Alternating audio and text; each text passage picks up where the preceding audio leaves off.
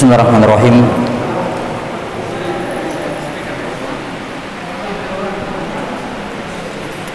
Sudah tertib?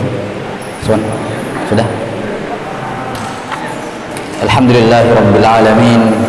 Wassalatu wassalamu ala asyrafil anbiya'i wal mursalin nabiyina Muhammadin wa ala alihi wa sahbihi ajma'in. Asyhadu an la ilaha illallah wahdahu la syarika lah wa asyhadu anna Muhammadan abduhu wa rasuluh. Allahumma la sahla illa ma ja'altahu sahla wa anta taj'alul hazna sahlan idza syi'ta. Allahumma faqihna fi dinik wa 'allimna ma yanfa'una warzuqna al-ikhlasa fil qawli wal 'amal wa zidna 'ilman ya arhamar rahimin. Kita lanjutkan penjelasan dari kitab Tauhid Al-Thalathatul Usul karya Syekh Muhammad bin Abdul Wahhab rahimahullah yang wafat tahun 1206 Hijriah. Kata beliau rahimahullah, pada rukun iman yang kelima, wal yaumil akhir, beriman kepada hari akhirat. Beriman kepada hari akhirat secara umum ada tiga perkara. Jadi ada tiga perkara yang wajib diimani berkenaan dengan iman kepada hari akhirat. Yang pertama adalah mengimani semua kejadian setelah, yakni mengimani semua kejadian di alam barzakh. Mengimani semua semua kejadian di alam barzakh. Kejadian di alam barzakh ada tiga. Kejadian di alam barzakh ada tiga. Yang pertama fitnah kubur, yakni pertanyaan munkar dan nakir. Yang kedua adalah nikmat kubur bagi yang menjawabnya, dan yang ketiga azab kubur bagi yang tidak menjawab munkar dan nakir. Jadi ini perkara yang pertama yang wajib diimani berkenaan dengan iman kepada hari akhirat, hari akhir. Yang pertama adalah mengimani semua kejadian di alam barzakh. Kalimat alam barzakh itu mencakup alam kubur dan selain alam kubur. yakni baik orangnya dikubur atau jenazahnya dikremasi, dibakar, atau diterkam binatang buas, atau tenggelam di laut tidak dikubur, semua yang meninggal itu akan berada di alam barzakh, baik dia dikubur maupun tidak, ya, maupun dia tidak dikubur, dia akan ke alam barzakh. Dan wajib mengimani semua kejadian di alam barzakh. Ada tiga: fitnah kubur, nikmat kubur bagi yang menjawabnya, dan azab kubur bagi yang tidak menjawabnya. Yang kedua adalah mengimani tanda-tanda hari kiamat. Mengimani tanda-tanda hari kiamat. Nah, tanda-tanda hari kiamat ini terbagi menjadi dua. Ada alamatus sughra dan ada alamatul kubra. Tanda-tanda kecil kiamat dan ada tanda-tanda besar kiamat.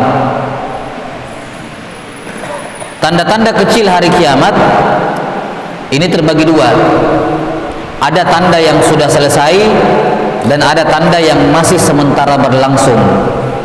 Ya, ada tanda yang sudah selesai dan ada tanda yang masih terus berlangsung, nanti bersambung dengan tanda yang besar.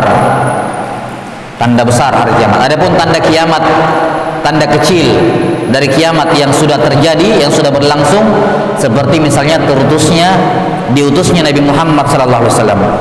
Ketika Nabi diangkat menjadi Nabi untuk pertama kalinya, itu tanda kiamat. Itu tanda kiamat karena menunjukkan sudah akhir zaman.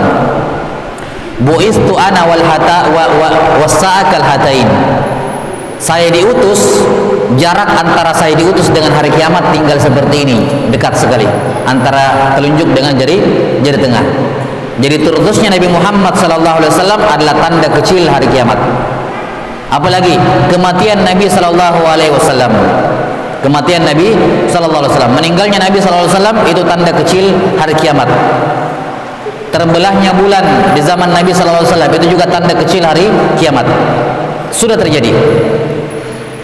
Ada juga tanda kecil yang masih sementara terjadi, terus menerus terjadi, yang nanti bersambung dengan tanda besar.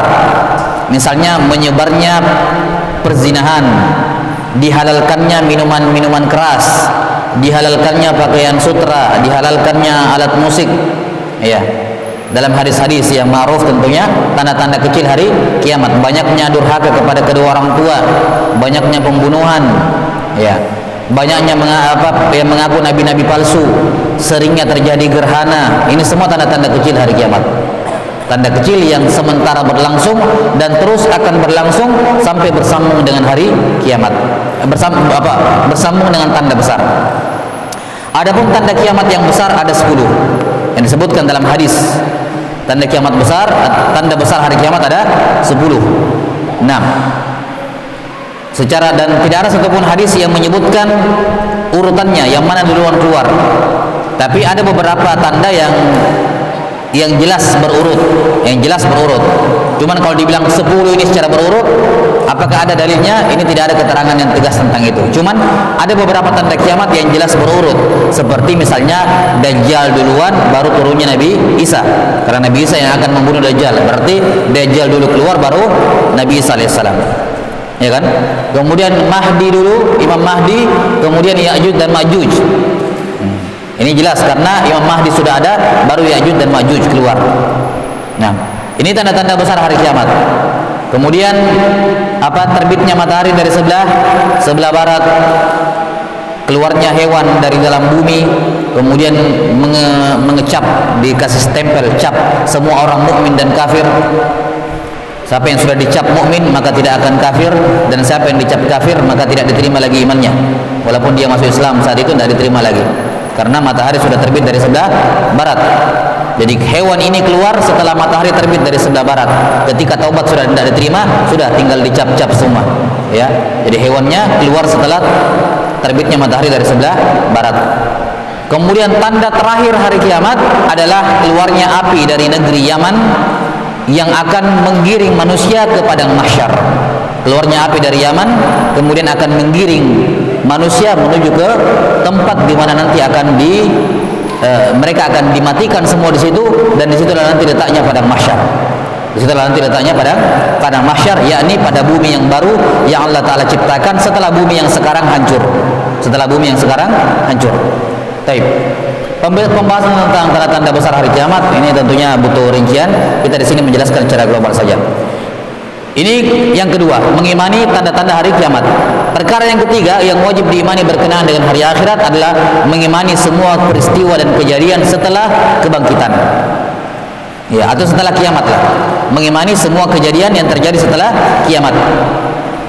Secara berurut ya, bangkit dari alam kubur. Kemudian menuju ke telaga Sirat, Haud, telaganya Nabi sallallahu alaihi wasallam.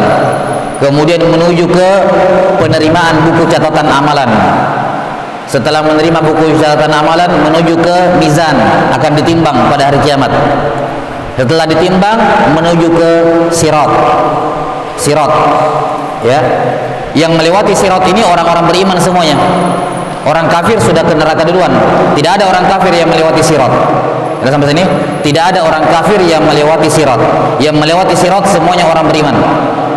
Ya, maka kalau ada yang jatuh ke dalam neraka, yakni orang beriman yang banyak dosa-dosanya jatuh ke bawah. Adapun penghuni neraka yang orang kafir, orang musyrik, itu sudah dimasukkan duluan ke dalam neraka sebelum manusia melewati Sirat. Ya, jadi yang melewati Sirat semuanya orang beriman, dan kalau ada yang jatuh ke bawah, maka yang jatuh itu tidak kekal dalam neraka. Akan dalam neraka dibersihkan, dicuci dosanya, kemudian nanti akan keluar dari neraka. Adapun orang kafir yang merupakan penghuni asli neraka, mereka tidak lewat Sirat, mereka langsung masuk neraka. Jelas?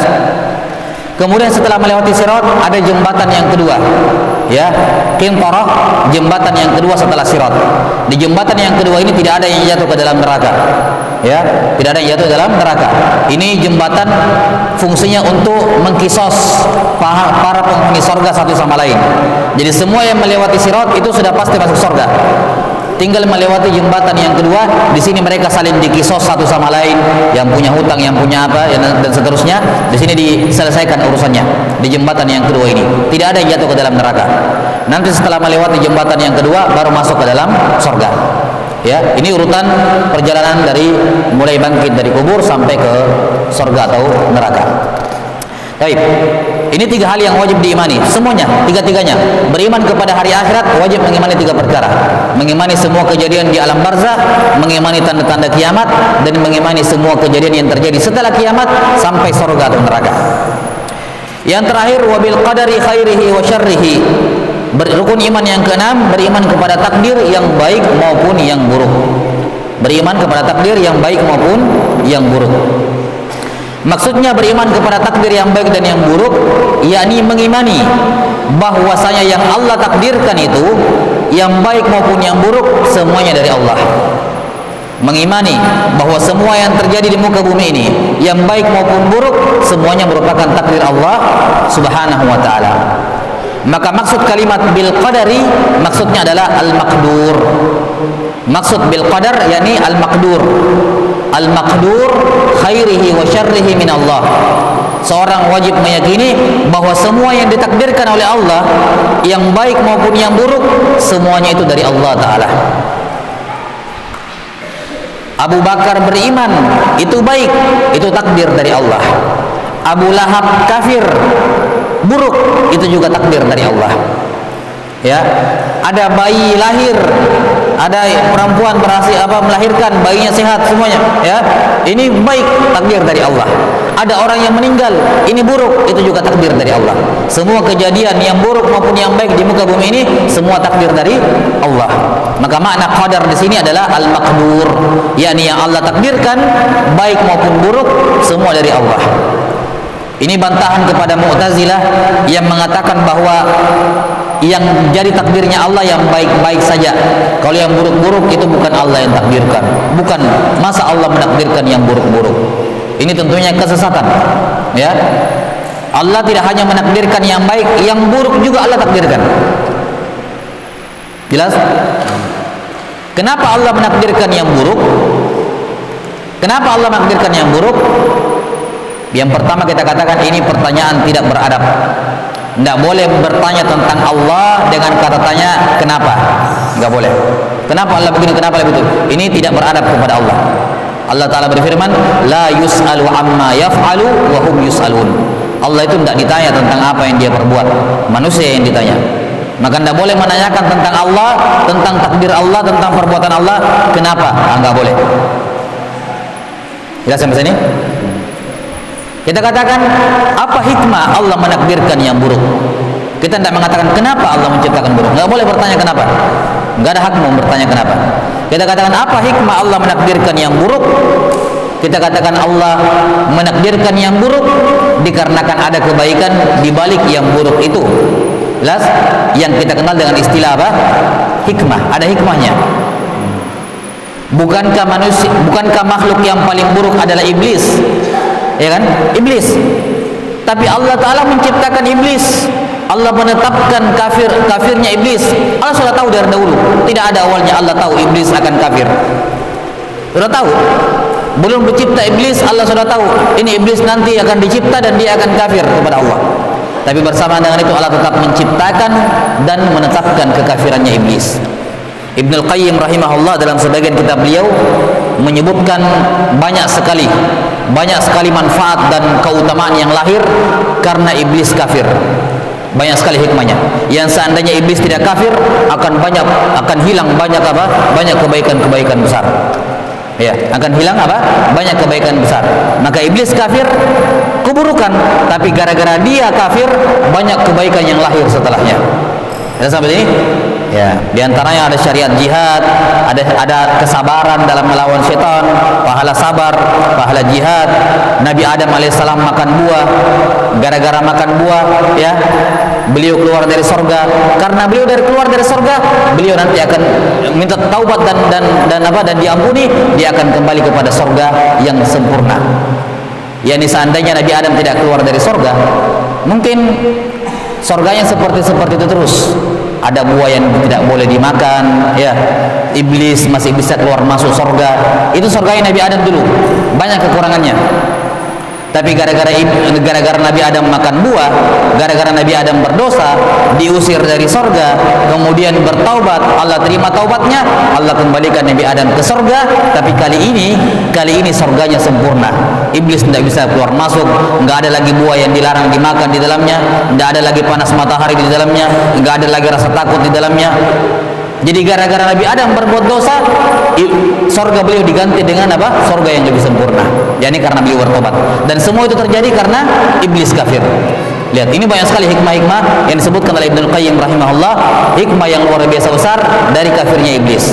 Maka tidak peduli seburuk apapun suatu takdir yang terjadi, ya ambil hikmah darinya, pasti ada hikmahnya. Pasti ada hikmah di baliknya. Taulah yang tahu, bodohlah yang bodoh. Maka seorang muslim harus pandai melihat hikmah. Yang mana hikmahnya itu kadang tidak langsung kelihatan. Kadang setahun, 2 tahun, 3 tahun, bahkan mungkin 10 tahun berikutnya baru, oh iya ternyata ini hikmahnya yang dulu. Ya misalnya. Baik. Beriman kepada takdir itu ada 4 tingkatan. Beriman kepada takdir itu ada 4 tingkatan. Tingkatan yang pertama adalah al-ilmu, mengetahui, meyakini bahwasanya Allah Ta'ala memiliki ilmu yang maha sempurna. Ilmu yang maha sempurna. Ya. Apa maksudnya ilmu yang maha sempurna? Yani Allah Subhanahu wa Ta'ala mengetahui segala sesuatu. Allah Ta'ala mengetahui segala sesuatu. Dari dahulu tidak ada awalnya ilmunya Allah. Dari dulu tidak ada awalnya ilmunya Allah. Dari dulu Allah Ta'ala mengetahui. Allah Ta'ala mengetahui segala hal yang berkenaan dengan perbuatan hamba ataukah berkenaan dengan perbuatan Allah sendiri. Allah tahu apa yang akan Allah lakukan ke depan. Nah sampai sini, baik secara global maupun secara terperinci. Baik kejadian yang telah lalu, kejadian yang sedang berlangsung, dan kejadian yang akan terjadi, semua Allah tahu. Bahkan semua kejadian yang tidak jadi terjadi, seandainya terjadi, Allah tahu bagaimana terjadinya. Jadi ilmunya Allah tidak hanya terkait dengan hal-hal yang terjadi, tapi ilmu Allah mencakup hal-hal yang mungkin. Selama itu mungkin terjadi, maka Allah tahu, walaupun itu tidak terjadi. Contoh, saya dulu di SMA, kelas IPA. Ada nggak kemungkinan saya kelas IPS? Ada kemungkinan. Nah, karena dia memungkinkan, Allah tahu bagaimana terjadinya. Seandainya saya di PS dulu, Allah tahu bagaimana terjadinya dan bagaimana kelanjutan kehidupannya. Nah, sampai sini. Ayo. Maka ilmu Allah tidak hanya terkait dengan realita yang kita jalani sekarang, ya, tapi kemungkinan kehidupan kita yang lain, selama itu memungkinkan, Allah tahu bagaimana terjadinya. Ini keluasan ilmu Allah Subhanahu wa Ta'ala. Karena itulah apa-apa yang Allah pilihkan kita sebagai takdir kita, itulah yang paling baik. Jangan pernah berharap untuk memiliki takdir orang lain, ya. Apa yang Allah pilihkan untuk kita, itulah jalur yang terbaik bagi kita. Jangan pernah berpikir bahwa seandainya begini dan begitu. Enggak. Apapun yang kamu pikirkan baik bagi kamu, itu enggak baik bagi kamu kalau Allah tidak menakdirkannya. Semua yang Allah takdirkan bagimu adalah yang terbaik bagimu dan yang paling layak bagi kamu. Bukan hanya terbaik, tapi layak, yakni pantas. Ya. Ada orang ditakdirkan masuk neraka, memang pantas dia masuk neraka. Lihat kehidupan sehari-harinya, layak dia. Gitu. Baik, ini yang pertama, ilmu Allah Ta'ala. Wallahu bikulli syai'in alim. Allah mengilmui segala sesuatu. Jenjang yang kedua adalah jenjang kitabah, penulisan. Kita wajib mengimani bahwa semua takdir makhluk yang ilmu Allah kan luas. Segelintir dari ilmunya Allah ada ilmu yang berkenaan dengan makhluk. Nah, ilmu yang berkenaan dengan takdir makhluk ini dituliskan di Lauhul Mahfuz. Jadi bukan semua ilmu Allah tertuang dalam Lauhul Mahfuz, enggak mungkin. Ilmu Allah itu sifat Allah, enggak mungkin bisa ditampung oleh Lauhul Mahfuz. Lauhul Mahfuz makhluk, enggak mungkin bisa menampung semua ilmu Allah. Jadi yang ditulis di Lauhul Mahfuz hanya segelintir dari ilmu Allah, yakni ilmu Allah yang berkenaan dengan takdir makhluk, di mana dituliskan 50.000 tahun sebelum Allah menciptakan langit dan bumi, sebagaimana tersebut dalam hadis Abdullah bin Amr bin As riwayat Imam Muslim. Maka kita meyakini semua yang terjadi sekarang itu sudah tertulis. Kita mau apa-apain tidak bisa berubah. Takdir nggak bisa berubah. Ya, semua sangkaan-sangkaan atau pemahaman-pemahaman ya yang mengatakan bahwa takdir bisa berubah, takdir bisa dirubah, itu sifatnya subjektif. Yani dari bukan subjektif, sifatnya nisbi. Yani berubah dari sudut pandang tertentu saja, tapi hakikatnya tidak ada perubahan. Kata para ulama, yang dimaksud dengan perubahan-perubahan takdir, yakni perubahan takdir yang ada di tangannya para malaikat.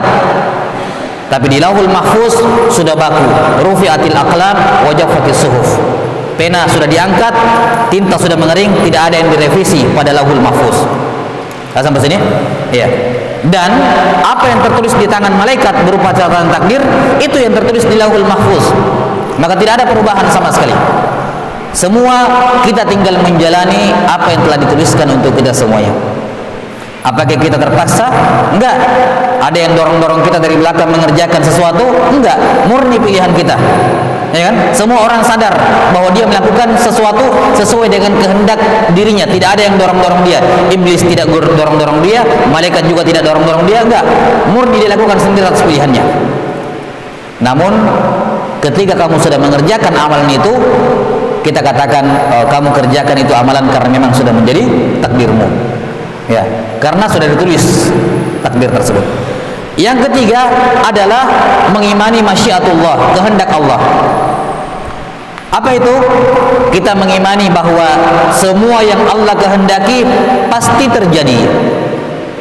Ya, semua kehendak Allah yang sifatnya masyiah pasti terjadi, dan semua yang tidak Allah kehendaki tidak akan terjadi. Segala sesuatu yang Allah kehendaki pasti terjadi, dan segala hal yang Allah tidak kehendaki tidak akan terjadi.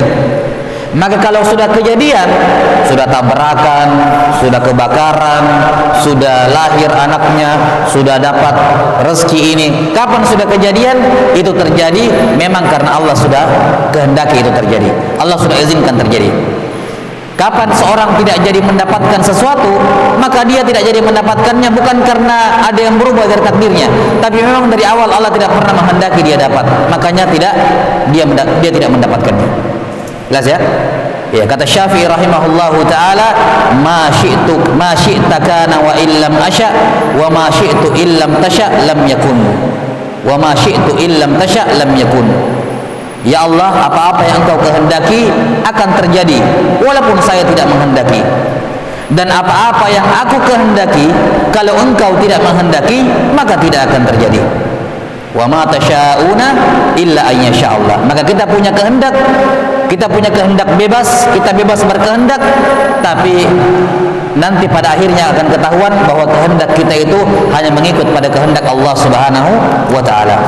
Kemudian yang terakhir, yang keempat adalah al-khalqu, penciptaan, yakni Allah taala menciptakan segala sesuatu. Allah menciptakan makhluk, Allah menciptakan sifat-sifatnya makhluk, Allah menciptakan semua khayalannya makhluk, Allah menciptakan semua perbuatannya. Maka semua takdir makhluk itu ciptaannya Allah taala.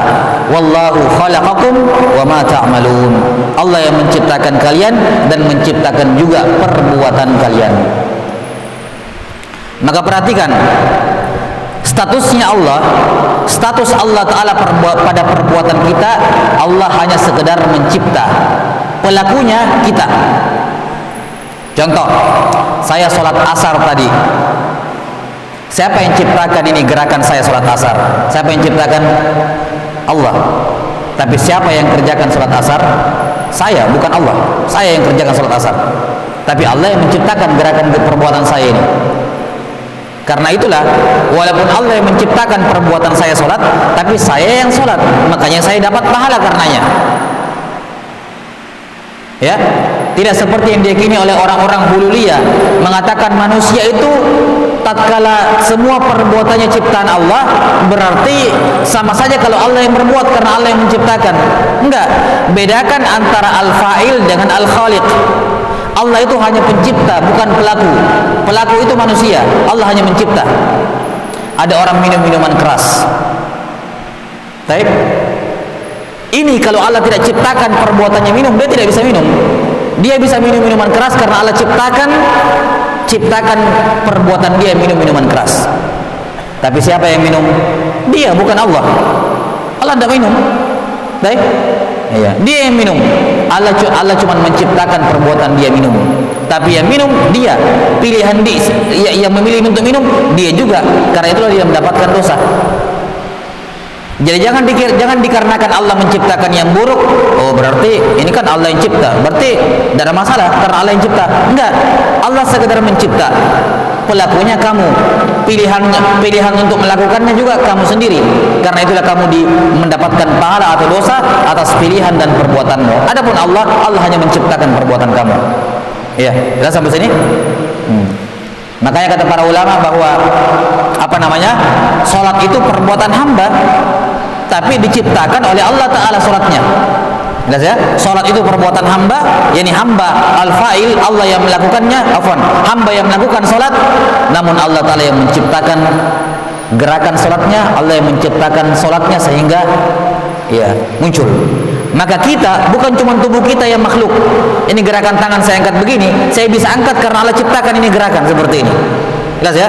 Pasir bergeser setitik dari tempatnya di laut tidak akan mungkin bergeser kalau Allah tidak ciptakan yang namanya pergeseran. Jadi kerikil dengan pergerakannya, pergeserannya, dua-duanya makhluk ciptaan Allah. Tubuh saya, pikiran saya, gerakan yang lahir dari tubuh saya, semuanya ciptaan Allah. Tapi sebagai pelaku saya, ya, Allah Ta'ala cuma menciptakannya. Baik, ini 4 perkara yang wajib diimani berkenaan dengan takdir. Kemudian kata beliau rahimahullah, wa dalilu ala hadhil arkani qauluhu al-arkani sittati qauluhu ta'ala. Dalil yang menunjukkan keenam rukun iman ini adalah firman Allah Ta'ala dalam surat Al-Baqarah ayat 177. Laisal birra an tuwallu wujuhakum qibala al-masyriqi wal maghrib walakinnal birra man amana billahi wal yawmil akhir wal malaikati wal kitabi wan nabiyyin. Bukanlah suatu kebaikan, yakni bukan menjadi penentu kebaikan sekedar kalian menghadapkan wajah ke timur atau ke barat. Bukan itu penentuan kebaikan. Tapi yang merupakan kebaikan adalah siapa yang beriman kepada Allah, kepada hari akhirat, kepada malaikat, kepada kitab, dan kepada nabi. 5. Ya. Mana rukun iman yang keenam? Apa yang tidak disebut? Apa yang tidak disebut dalam ayat ini? Kebaikan adalah beriman kepada Allah, kepada hari akhirat, kepada malaikat, kepada kitab, kepada nabi. Rukun apa yang tidak tersebut? Rukun apa yang tidak tersebut dalam ayat? Dalam surat Al-Baqarah ayat 177. Iman kepada takdir enggak tersebut. Baik, di mana iman kepada takdir dalam ayat ini? Kata para ulama, iman kepada takdir itu masuk bahagian dari iman kepada Allah. Ya, beriman kepada takdir itu bagian dari apa? Bagian dari iman kepada Allah Ta'ala. Ya, walaupun kemudian disebutkan di sini dalil tersendiri, tapi pada dasarnya keenam rukun iman tercakup dalam ayat ini 177 itu Al-Baqarah 177. Jelas bahwa iman kepada takdir itu bahagian dari iman kepada Allah. Kenapa? Karena takdir merupakan perbuatan Allah Ta'ala, dan perbuatan Allah adalah manifestasi dari sifat-sifat Allah. Sifat-sifat Allah manifestasi dari apa? Asma'ullah. Maka pembahasan takdir itu bahagian dari iman kepada Allah. Makanya nggak disebut di sini. Ya, walaupun kemudian disebutkan dalil tersendiri, kata beliau, wa dalilul qadari qauluhu ta'ala. Dalil yang menunjukkan bahwa takdir adalah rukun iman, firman Allah Ta'ala, inna kulla syai'in khalaqnahu biqadar. Sesungguhnya segala sesuatu kami ciptakan dengan takdir. Ya, kami ciptakan dengan takdir segala sesuatu, mulai dari butiran pasir di lautan, ya, daun yang jatuh dari pohonnya, sampai manusia, sampai makhluk yang besar, langit dan bumi, semua diciptakan dengan takdir, menjalankan apa yang telah ditetapkan untuk mereka, dan akan berakhir ketika sudah tiba saatnya dia berakhir. Ya, baik. Kita katakan walaupun ini disebutkan dalil tersendiri, sebenarnya iman kepada takdir sudah masuk dalam Al-Baqarah ayat 77, masuk dalam pembahasan, dalam cakupan iman kepada Allah Subhanahu wa taala. Baik. Summa qala rahimahullahu taala al-martabatus salisah. Al-martabatus salisah al-ihsan. Tingkatan yang ketiga, tingkatan iman yang tertinggi adalah al-ihsan. Ihsan terbagi menjadi 2. Ihsan kan artinya apa? Ihsan bentuk masdar dari kata ahsana yang artinya berbuat baik. Berbuat ihsan, berbuat baik. Ihsan terbagi menjadi 2. Ada ihsan ilal khaliq dan ada ihsan kepada al makhluk. Al ihsan ilal khaliq dan al ihsan ilal makhluk. Berbuat baik kepada Allah dan berbuat baik kepada makhluk. Yang dimaksud dengan ihsan di tingkatan ketiga ini, tingkatan tertinggi, yang dimaksud dengan ihsan di sini adalah ihsan kepada Allah, bukan ihsan kepada makhluk. Ihsan kepada makhluk dia masuk di tingkatan Islam, di tingkatan bawah. Jelas sampai sini? Ya, ihsan kepada makhluk itu masuk di tingkatan Islam. Ihsan yang menjadi jenjang tertinggi adalah ihsan kepada Allah, bukan ihsan kepada makhluk. Ihsan kepada makhluk itu masuk dalam pembahasan apa? Dalam tingkatan Islam, karena dia amalan anggota tubuh. Ya. Kita sudah sebutkan bahwa Islam itu adalah amalan zahir, iman adalah amalan batin, dan ihsan adalah al-itqan fihima, kesempurnaan pada keduanya. Sempurna amalan zahirnya, sempurna amalan batinnya, itulah ihsan. Di mana rukunnya ada satu, kata beliau, al-ihsanu ruknun wahid. Ihsan itu hanya punya satu rukun, wa huwa an ta'budallaha ka'annaka tarahu fa in lam takun tarahu fa innahu yaraka. Rukun ihsan cuma satu. Cuman satu ini terbagi menjadi dua level, dua tingkatan. Tingkatan yang paling pertama, ini tingkatan yang ihsan yang paling tinggi, anta abudallaha ka'annaka tarah. Engkau beribadah kepada Allah seakan-akan engkau melihatnya. Seakan-akan artinya tidak. Ya, seakan-akan kan artinya tidak. Beribadah kepada Allah seakan-akan engkau melihatnya. Ini tingkatan ihsan di level paling tinggi. Di bawahnya, fa illam takun tarahu, kalau kamu tidak sanggup melihatnya, dan memang kamu tidak akan sanggup melihatnya sampai kamu mati. Ya. Nanti mati dulu baru bisa melihat Allah. Selama belum mati, kamu tidak akan bisa melihatnya. Kalau kamu tidak bisa melihatnya, fa innahu yaraka, maka yakinlah dia melihatmu. Maka yakinlah dia melihatmu. 6.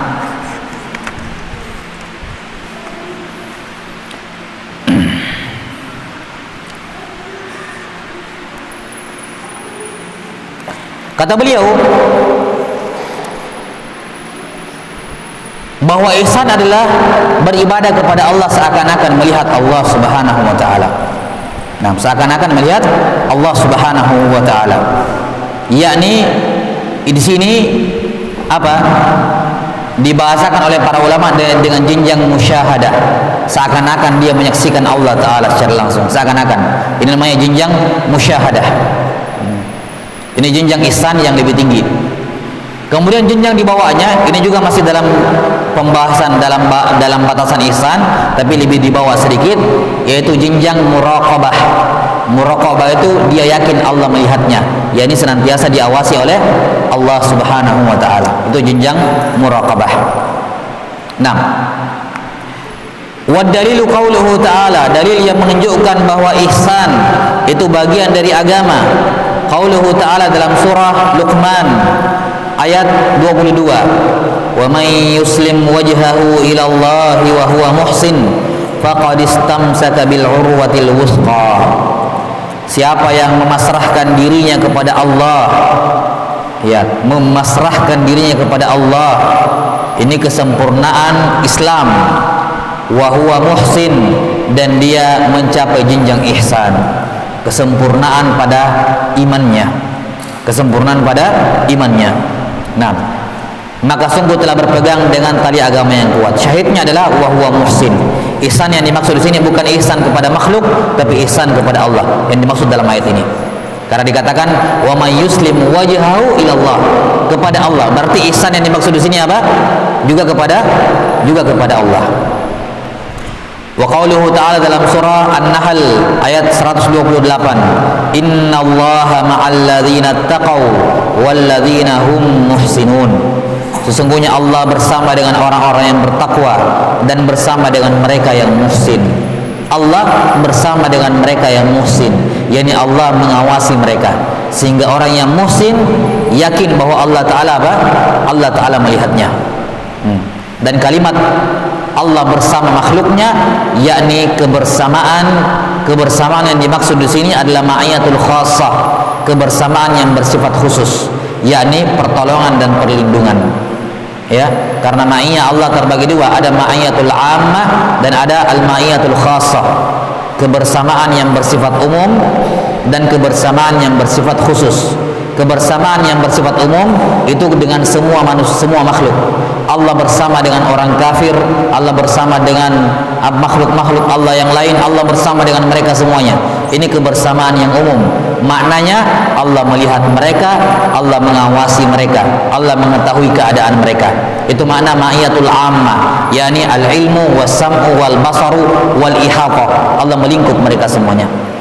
Kemudian al-ma'iyatul khassah, ma'iyah yang bersifat khusus, itu hanya berlaku untuk kaum mukminin saja. Kaum mukminin, kaum muhsinin, yaitu Allah Ta'ala menolong dan membantu mereka. Ya, ini makna ma'iyatul khassah. Wa qawluhu wa man yatawakkal 'ala Allahi fa huwa hasbuh. Siapa yang bertawakal kepada Allah, maka dia yang akan memberikan kecukupan kepadanya. Wa qawluhu ta'ala wa tawakkal. Itu kayak enggak ada di situ ya. Enggak ada kan? Saya ngesender ini. Wa qawluhu ta'ala wa tawakkal 'alal azizil hakim, 'alal azizir rahim, alladzi yaraka hina taqum wa taqallubaka fis sajidin, innahu huwas samiul alim. Bertawakkallah kepada yang maha perkasa lagi maha merahmati, yang melihat engkau ketika engkau berdiri. Kalimat melihat engkau ketika berdiri di sini maksudnya apa? Bukan cuma dilihat, karena orang kafir juga Allah lihat. Orang kafir berbuat maksiat Allah lihat. Tapi dikatakan di sini Allah melihat kamu wahai Muhammad ketika kamu berdiri sholat. Apa maksudnya melihat di sini? Melihat yang sifatnya khusus, yakni melihat sehingga karenanya dia akan diganjar pahala. Itu maksudnya. Sama seperti sami Allahu liman hamidah. Apa artinya sami Allahu liman hamidah? Allah mendengar orang yang memujinya. Apa maksudnya Allah mendengar orang memujinya? Orang yang mencela Allah juga Allah dengar. Allah mendengar orang yang mencelanya, sebagaimana Allah mendengar orang yang memujinya. Tapi maksud sami Allahu liman hamidah adalah mendengar yang khusus, yakni Allah mendengar orang yang memujinya, karena itulah Allah akan membalasnya, membalas pujiannya dengan pahala. Itu maksudnya. Ya, alladzi yaraka hina taqum wa taqallubaka fis sajidin, innahu huwas samiul alim. Syahidnya di sini adalah alladzi yaraka hina taqum wa taqallubaka fis sajidin, yakni berbolak-baliknya hatimu ya ketika kamu sujud. Allah mengetahui seluruhnya. Wa qawluhu wa ma takunu fi sya'nin wa ma tatlu minhu min Qur'an wa la ta'maluna min 'amalin illa kunna 'alaikum syuhudan idh tufiduna fi. Dalam surah Yunus ayat 61. Tidaklah engkau wahai Muhammad berada pada suatu urusan, tidaklah engkau kalian membaca ayat Quran, tidaklah kalian mengamalkan suatu amalan apapun kecuali kami hadir di situ ketika kalian melakukannya. Yani kami melihat kalian dan akan mengganjar kalian dengan pertolongan dan pahala. Ini semua dalil-dalil yang menunjukkan ihsan. Wa dalilu minas sunnah. Adapun dalil dari hadis tentang ihsan, hadis Jibril al-masyhur. Hadis Jibril yang masyhur, hadis kedua dalam Arba'in Nawawiyah, an Umar radhiyallahu anhu annahu qala. Saya tidak perlu terjemah ya, sudah tahu semua terjemahnya ya. Bainama nahnu julusun 'inda Rasulillah sallallahu alaihi wasallam. La ba'sa bih. Kata Umar bin Khattab, suatu hari kami duduk-duduk bersama Rasulullah sallallahu alaihi wasallam. Idz qala alaina rajulun shadidu bayadhi thiyab, shadidu sawadi sya'r, la yura alaihi atharu safar, wa la ya'rifuhu minna ahad. Tiba-tiba ada seorang lelaki sangat putih pakaiannya, sangat hitam rambutnya, tidak ada tanda-tanda safar, tapi tidak ada seorang pun yang mengenalinya di antara kami. Yani dia bukan orang luar, tapi juga bukan orang dalam kota. Enggak jelas siapa ini orang. Pakaiannya putih menunjukkan dia bukan orang luar kota, ya. Dia pasti orang dalam kota, karena kalau orang luar kota kotor rambutnya, pakaiannya akan kotor dengan pasir, padang pasir, ya. Ketika pakaiannya sangat putih menunjukkan dia ini orang dalam kota. Tapi anehnya tidak ada orang yang kenal, nggak ada orang dalam kota yang kenal dia. Siapa dia ini? Gitu. Makanya Umar mempertanyakan, aneh, ini orang ini keadaannya aneh. Ya. Fajalasa ila Nabi sallallahu alaihi wasallam fa asnada rukbatayhi ila rukbatayhi wa wada'a kaffayhi ala fakhidayhi. Kemudian dia duduk, ya, duduk di hadapan Nabi sallallahu alaihi wasallam. Ini adab ketika duduk cuman sendirian. Ketika sendirian ketika dia datang sendirian kepada guru, maka dianjurkan dia duduk di depannya, bukan di sampingnya. Kecuali kalau dia berdua, maka disunnahkan, dianjurkan yang satu di sebelah kanan guru, yang satu di sebelah kiri guru, sebagaimana tersebut dalam riwayat Muslim. Tapi kalau dia cuma sendirian, maka afdalnya dia duduk di depan gurunya. Ya, itu di antara adab dalam duduk dalam majelis. Kemudian di antara cara duduk yang beradab, fa asnada rukbatayhi ila rukbatayhi. Dia merapatkan lututnya dengan lutut Nabi sallallahu alaihi wasallam dan meletakkan kedua telapak tangannya pada pahanya Nabi sallallahu alaihi wasallam. Kalau bertemu lutut dengan dua lutut, ya kemungkinan duduk bersila ya, mutarabbi. Kan kalau duduk bersila lutut dengan lutut bisa ketemu. Jadi kemungkinan duduknya duduk bersila. Ini di antara duduk yang baik dalam majelis. Ataukah kalau dikatakan duduk lutut dengan lutut, bisa jadi lututnya ke depan dua-dua begini, kayak duduk iftirash mungkin, atau duduk ik'a yang dibolehkan itu, ketemu dua lutut. Bisa jadi seperti itu juga kemungkinannya. Baik, ada beberapa kemungkinan dibahas di syarahnya. Faqal, kemudian dia berkata, "Ya Muhammad, akhbirni 'anil Islam." Kabarkan kepadaku tentang Islam. Kemudian beliau menjawab dengan rukun Islam. Faqala an tashhadu an la ilaha illallah wa anna Muhammadar Rasulullah wa tuqimas salata wa tu'tiyaz zakah wa tasuma ramadhana wa tahujjal baita in istata'ta ilaihi sabila. Faqala sadaqta fa ajibna lahu yas'aluhu wa yusaddiquhu. Qala akhbirni 'anil iman. Qala an tu'mina billahi wa malaikatihi wa kutubihi wa rusulihi wal yaumil akhir wa bil qadari khairihi wa syarrihi. Qala sadaqta. Qala wa akhbirni 'anil ihsan. Ini sisi pendalilannya. Beliau membawakan hadis Jibril panjang lebar untuk berdalil tentang apa? Tentang ihsan. Karena hanya di satu tempat ini disebutkan ihsan dalam hadis. Ini dalil yang paling utama maksudnya. Kabarkan kepadaku apa itu ihsan. Qala anta abudallaha ka'annaka tarahu fa in lam takun tarahu fa innahu yarak. Qala sadaqta. Qala fa akhbirni 'anis sa'ah. Kabarkan kepadaku kapan hari kiamat. Qala mal mas'ulu annaha bi'alama minas sa'il. Yang ditanya tidak lebih tahu dibandingkan yang bertanya. Yakni saya dan kamu sama-sama tidak tahu kapan hari kiamat. Qala akhbirni an amaratiha. Kabarkan kepadaku tanda-tanda kiamat. Yang dimaksud tanda kiamat di sini adalah tanda-tanda kecil. Yang dimaksud dalam hadis ini adalah tanda-tanda kecil hari kiamat. Qala antalidal amatu rabbataha wa antaral hufatal uratal alatal ya'asyai yataqawaluna fil bunyan. Yaitu banyaknya perbudakan sehingga seorang budak perempuan melahirkan anak dari majikannya yang kemudian anaknya menjadi majikannya. Karena kalau seorang merdeka kemudian dia punya budak perempuan, kemudian lahir anak dari budaknya, maka anak itu ikut ke bapak menjadi orang merdeka, ya, tidak ikut ke ibunya yang budak. Nah, dan engkau melihat orang-orang miskin, orang-orang papah, mereka berlomba-lomba membangun bangunan. Qala famadha falabisna maliya. Kemudian orang itu pergi dan kami tinggal sejenak. Dalam riwayat lain saya ingat, dalam riwayat An-Nasai saya ingat 3 hari. 3 hari setelahnya baru Umar pertanyakan, siapa itu ya Rasulullah yang kemarin dulu itu. Nah, gitu. Dalam riwayat An-Nasai saya ingat 3 hari. 3 hari berselang baru Jibril bertanya. Baru Umar bertanya. Baik. Kemudian faqala Rasulullah sallallahu alaihi wasallam, "Ya Umar, atadri manis sa'il?" Wahai Umar, tahukah kamu siapa yang bertanya? Qulna Allahu wa rasuluhu alam. Qala hadza Jibril atakum yu'allimukum amra dinikum. Itu adalah Jibril datang kepada kalian mengajarkan agama kalian. Syahidnya pada kalimat akhbirni anil ihsan. Taib wallahu a'lam bissawab. Ini selesai al-aslu tsani. Summa qala rahimahullahu ta'ala al-aslu tsalis. Asal yang terakhir, asal yang ketiga, ma'rifatu nabiyikum Muhammadin sallallahu alaihi wasallam. Mengenal Nabi Muhammad sallallahu alaihi wasallam.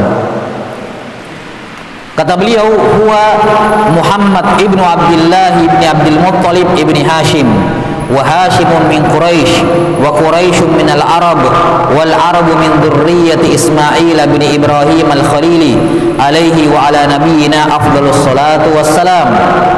Walahu minal umri salatu wa sittuna sanah minha arba'una qabla an-nubuwah wa 23 nabiyyan wa rasula nubbi'a bi Iqra wa ursila bil Muddathir wa baladuhu Makkah.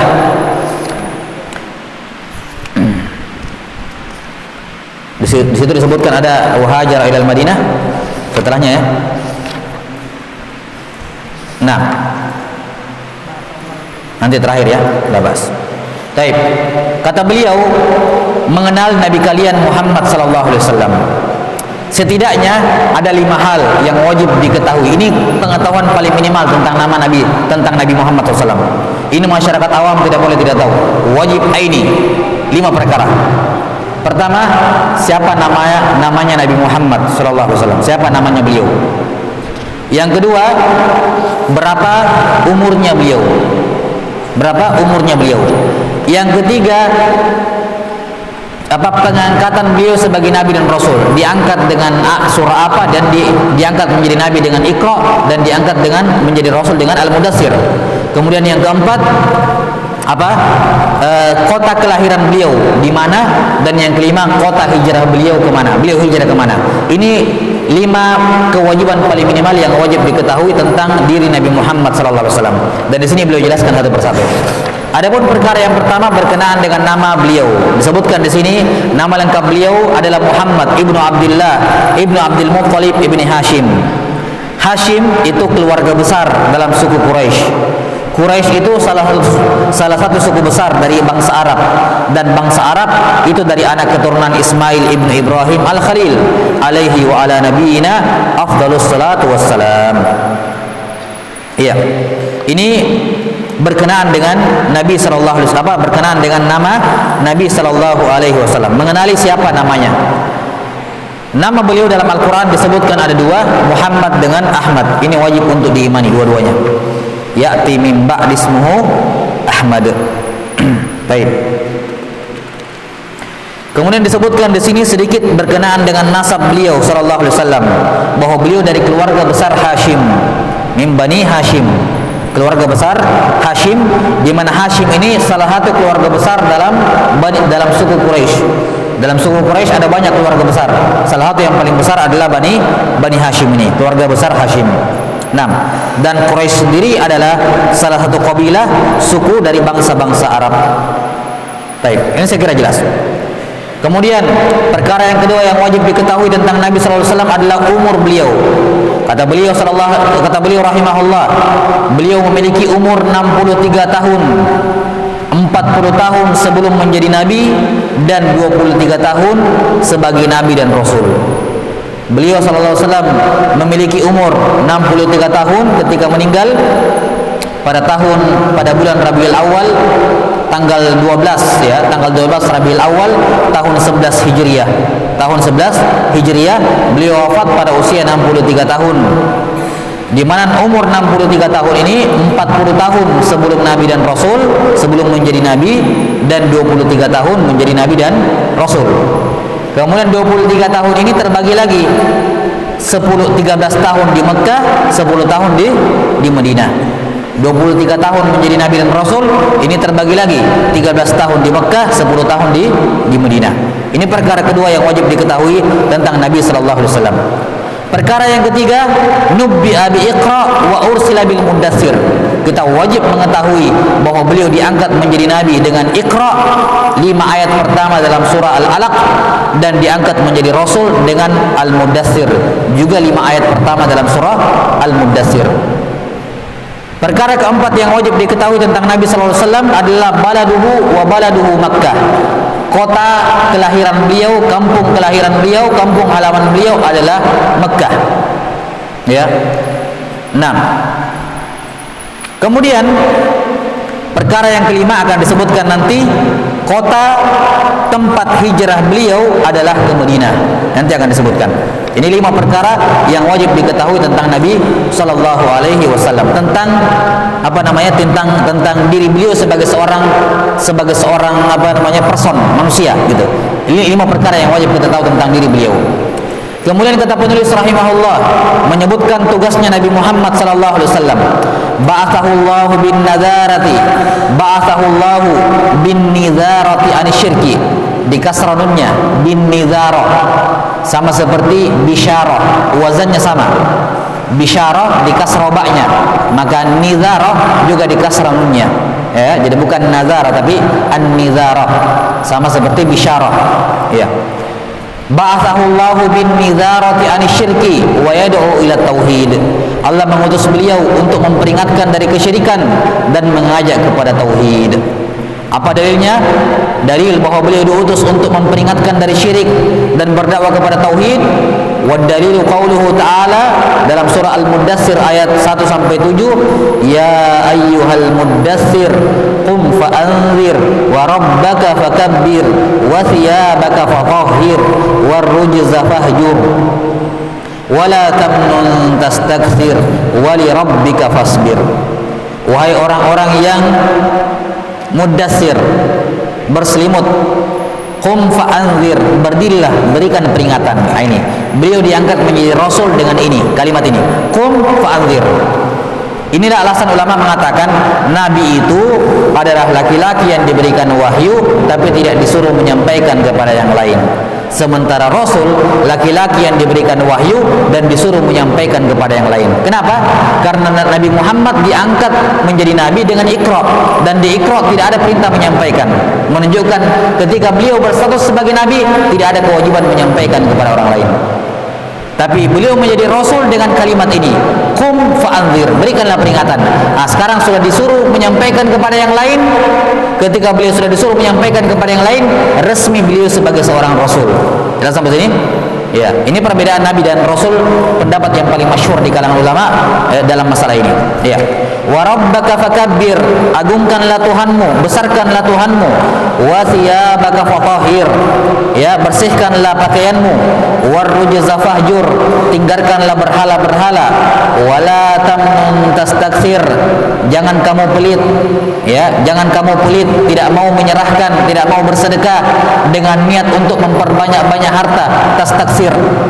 Wali rabbika fasbir, dan bersabarlah untuk Tuhanmu, yakni bersabarlah menghadapi ketetapan dari Tuhanmu.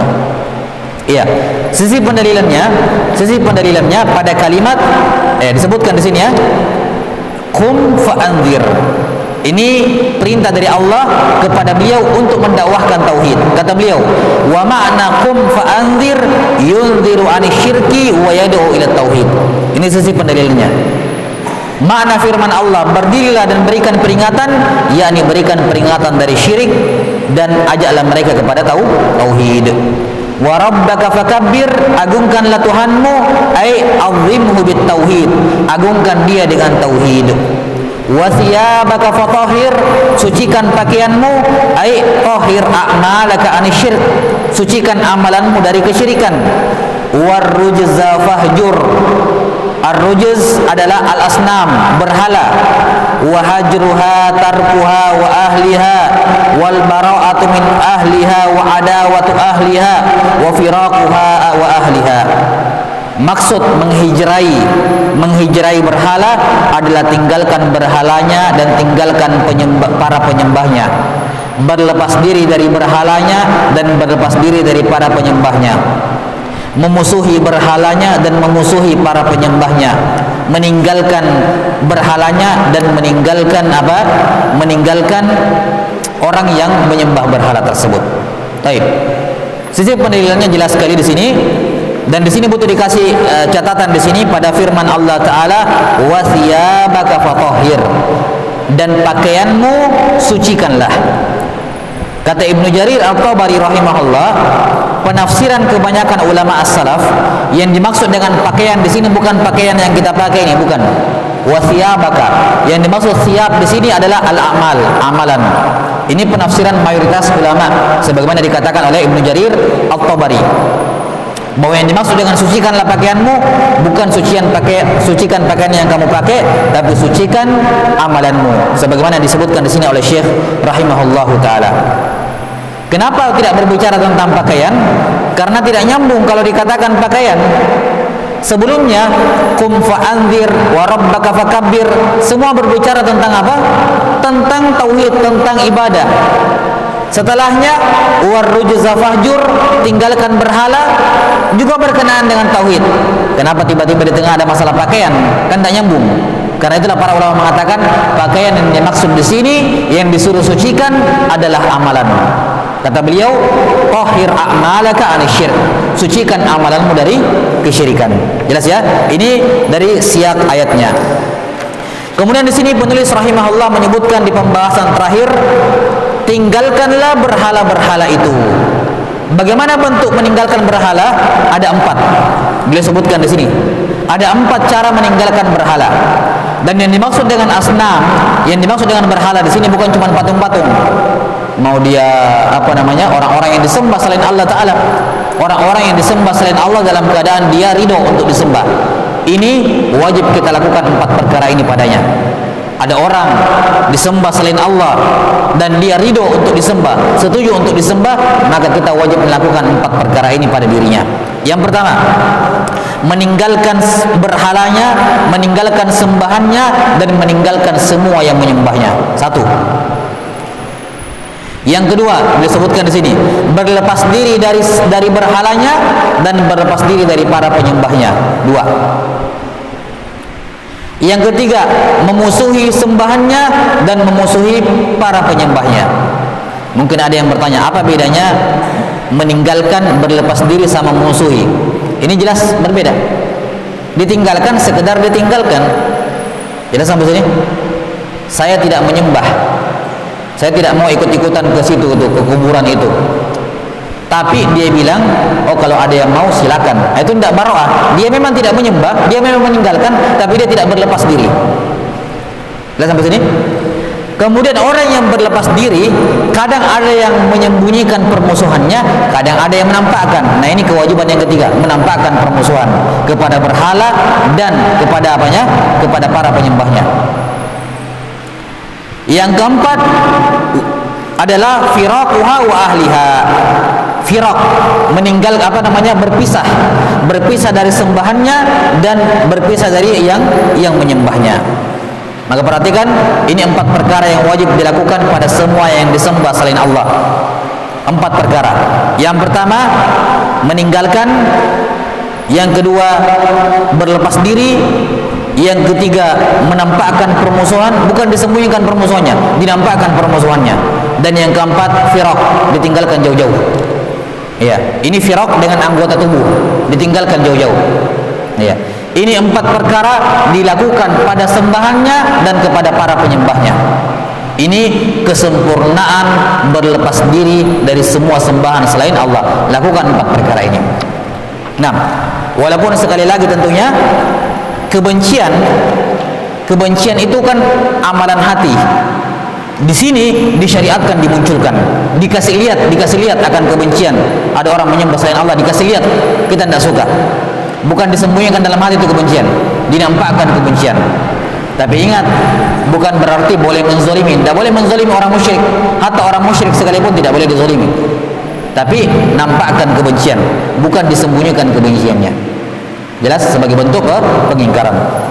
Naam, thumma qala rahimahullahu ta'ala, akhadha ala hadha 10 sinina yad'u ila at-tauhid wa ba'da al-ashri urja bihi ila as-sama'i wa furidat alaihi as-salawatul khamsu wa shalla fi Makkah 3 sinin wa ba'daha umira bil hijrati ila al-Madinah.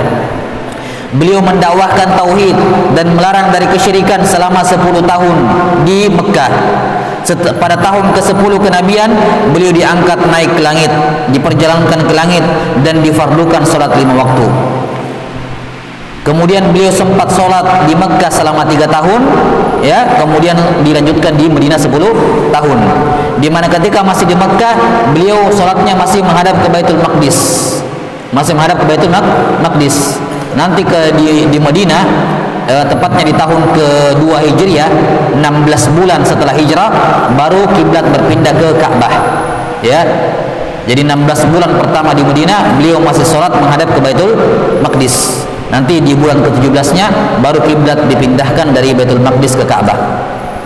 Wa ba'daha, setelah 3 tahun sholat di Madinah, 3 tahun sholat di Mekah, yakni selesai tahun ke-13 kenabian, beliau baru diperintahkan hijrah ke Madinah. Wal hijratu faridatun ala hadhihi al-ummah min baladil syirki ila baladil Islam wa hiya baqiyatun ila an taqum as-sa'ah. Hijrah secara bahasa bermakna at-tarku, meninggalkan. Adapun secara syar'an atau secara istilahan, hijrah secara istilah adalah, kata beliau, hijrah itu faridatun ala hadhil ummah. Hijrah adalah kewajiban atas umat ini min baladil syirki ila baladil Islam, dari negeri syirik menuju ke negeri Islam. wa hiya baqiyatun ila an taqumas saah, dan hijrah itu tetap berlaku sampai hari kiamat, tidak mansukh. Baik, maka hijrah secara syariat, secara istilah, hijrah secara istilah adalah berpindah dari negeri kufur kepada negeri Islam. Itu secara istilah syariat. Ya, maka jangan seenaknya menggunakan kata hijrah ya. Hanya gara-gara pindah kontrakan ke kampung sebelah dia bilang saya hijrah. Ya, seakan-akan kampung sebelumnya kampung kafir. Bukan. Ini hijrah istilah syariat, tidak boleh digunakan sembarangan. Ya. Jelas sampai sini? Ya. Hijrah secara istilah adalah berpindah dari negeri kafir ke negeri Islam. Adapun hijrah dalam artian syariat secara syar'an adalah meninggalkan semua yang dilarang oleh Allah. Jadi hijrah punya 3 definisi. Definisi bahasa, definisi istilah, definisi syariat. Definisi bahasa, hijrah bermakna meninggalkan. Definisi secara istilah adalah meninggalkan negeri kafir menuju negeri muslim. Hijrah secara syariat adalah meninggalkan apa yang Allah larang. Al-muhajiru man hajara ma nahallahu an. Orang yang berhijrah adalah orang yang meninggalkan apa yang dilarang oleh Allah Ta'ala. Kata beliau, hijrah adalah kewajiban, hukumnya wajib.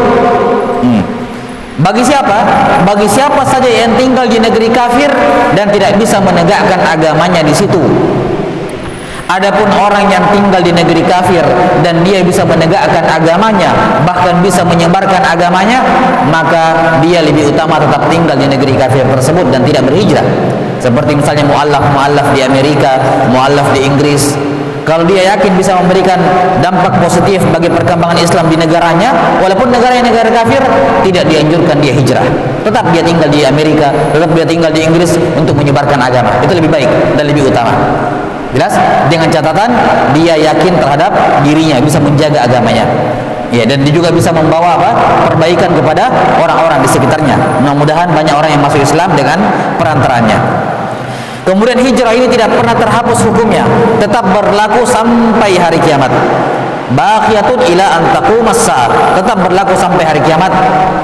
Selama masih ada negeri kafir di muka bumi ini, maka selama itu pula hijrah tetap berlaku. Selama masih ada negeri kafir di muka bumi ini, maka tetap wajib berlaku hijrah dan tidak terputus.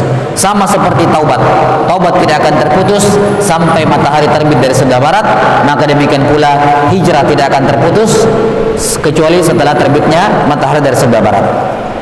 Wa dalilu qauluhu ta'ala, dalilnya adalah firman Allah Ta'ala dalam surah An-Nisa ayat 97 sampai 99. Innal ladzina tawaffahumul malaikatu zalimi anfusihim qalu fima kuntum qalu kunna mustad'afina fil ard qalu alam takun ardullahi wasi'atan fatuhajiru fiha faulaika ma'wahum jahannam wa sa'at masira illa almustad'afina minar rijali wan nisa'i wal wildan la yastati'una hilatan wa la yahtaduna sabila faulaika asallahu an ya'fu anhum wa kana Allahu 'afuwan ghafura. Allah Ta'ala berfirman, dalilnya, yakni dalil yang menunjukkan bahwa hijrah itu wajib, bukan sunnah. Hijrah itu dari negeri kafir ke negeri Islam kalau dia mampu dan dia khawatir akan agamanya dan tidak bisa memberikan dampak positif di daerah kafir tersebut, maka dia wajib hijrah. Dalilnya adalah firman Allah Ta'ala, sesungguhnya orang-orang yang malaikat wafatkan dalam keadaan menzolimi diri mereka, menunjukkan ini pelaku dosa besar, menzolimi diri mereka. Malaikat bertanya kepada mereka, malaikat bertanya kepada orang yang diwafatkan dalam keadaan zalim ini, ya, fima kuntum, bagaimana keadaan kalian mati, di mana kalian mati? Oh, kami mati di negeri kafir. Kenapa kalian tidak berpindah? Qalu kunna mustad'afina fil ard. Dia menjawab, kami tidak berpindah karena kami ini ditindas di muka bumi ini. Jadi dia bisa keluar, tapi dia tidak mau. Ya.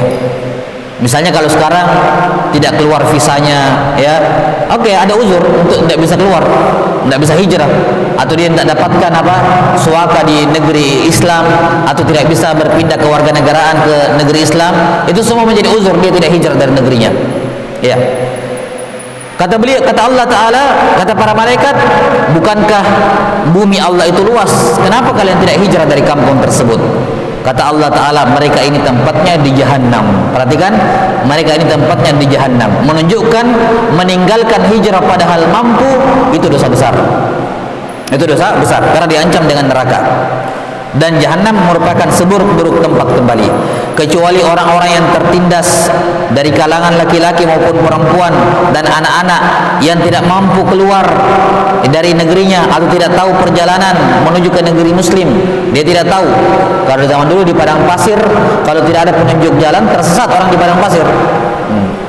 Nah, semoga maka mereka ini Allah Ta'ala memaafkan mereka, dan Allah Maha memaafkan lagi Maha mengampuni. Wa qauluhu ta'ala, ya ibadiyalladzina amanu inna ardi wasi'atun fa iyaya fa'budun. Kata Allah Ta'ala, wahai hamba-hambaku yang beriman, sesungguhnya bumiku itu luas, maka hanya kepadakulah kalian beribadah, yakni hijrah kepadaku. Qala al-Baghawi rahimahullah, itu ada enggak? Ada.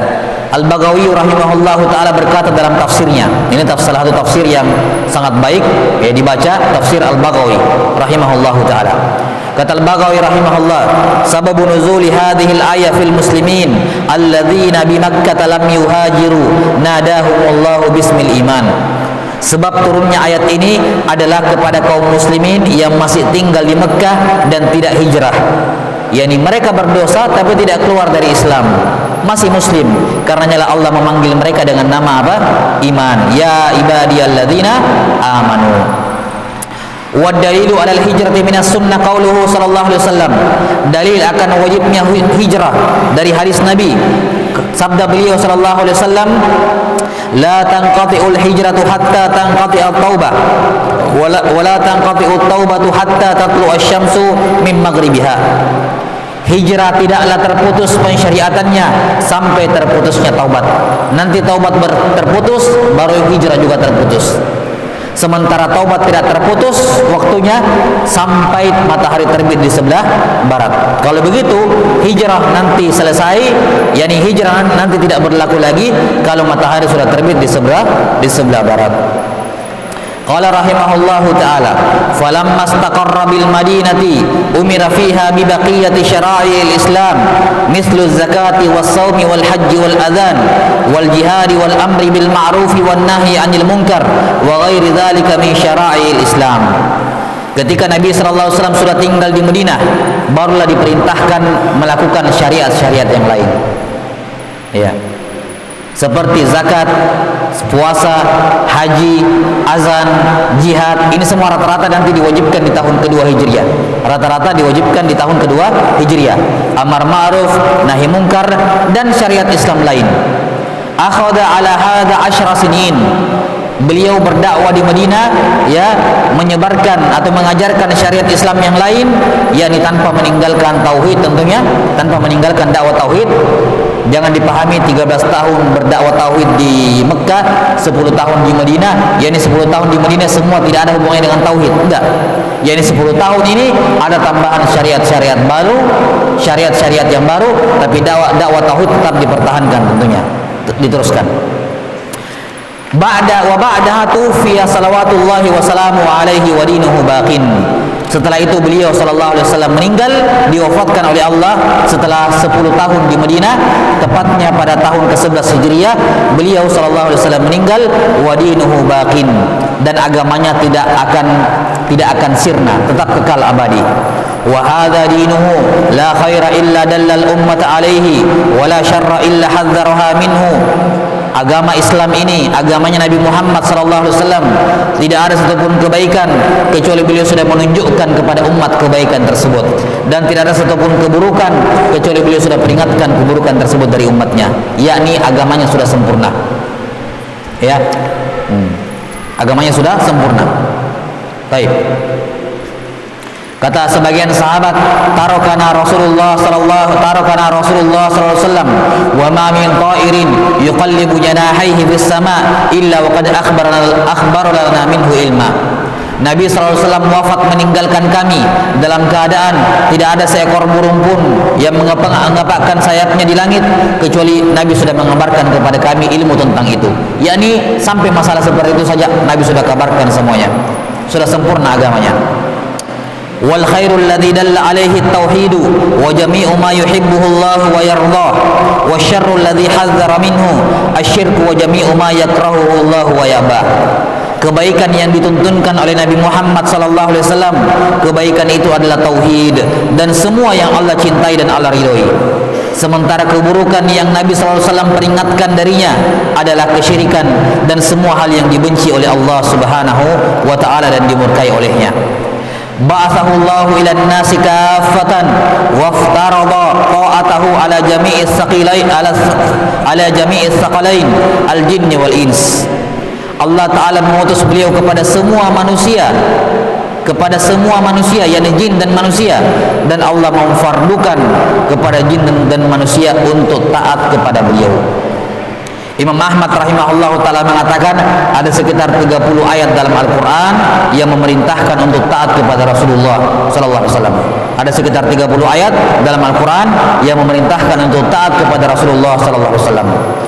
Kata beliau, wad-dalilu qauluhu ta'ala, dalilnya adalah firman Allah Ta'ala, yakni dalil bahwa Nabi Muhammad itu bukan nabi untuk bangsa Arab saja, tapi nabi untuk nasi kafatan, jin dan manusia seluruhnya tanpa pengecualian. Iya. Sebagian sekte Yahudi, Nasrani, kita tahu kan? Nasrani terbelah menjadi berapa kelompok Nasrani?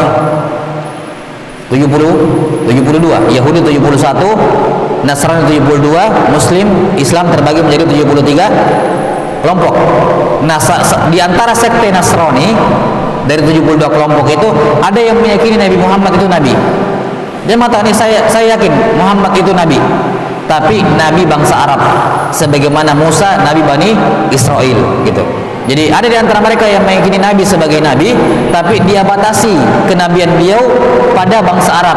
Dia perlakukan kenabian beliau sama seperti nabi-nabi sebelumnya. Padahal ini keistimewaan Nabi Muhammad SAW.